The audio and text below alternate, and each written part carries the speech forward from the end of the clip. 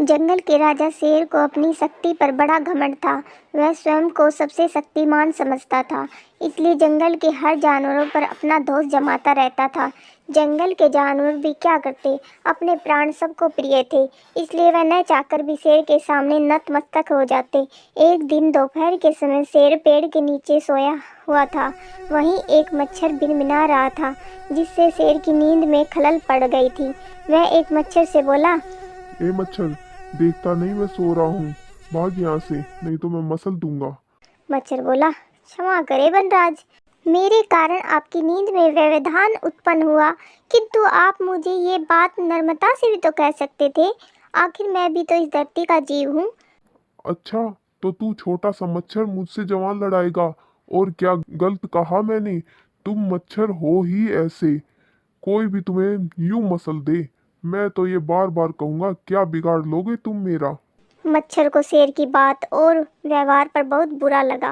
वह अपने साथी मच्छरों के पास गया और उन्हें सारी बात बताई। सभी मच्छरों को शेर की बात चुभ गई। उन्होंने तय किया कि इस संबंध में एक बार सब मिलकर शेर से बात करेंगे। सभी मच्छर शेर के पास पहुंचे और बोले, वनराज, हमें आपसे बात करनी है। जल्दी बोलो, मुझे तुम जैसों से बात करने की फुर्सत नहीं है, शेर बोला।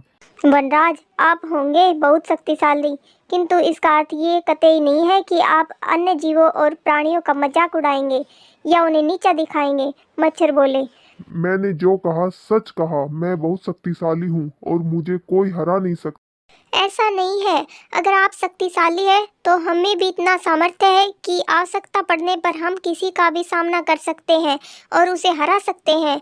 हम आपको भी हरा सकते हैं। मच्छर भी चुप न रहे। यह सुनकर शेर हंसते हुए बोला, तुम लोग मुझे हराओगे? तुम लोगों की इतनी हिम्मत कि मेरे सामने आकर ये बात कहो? मेरी शक्ति का अंदाजा नहीं है तुम्हें?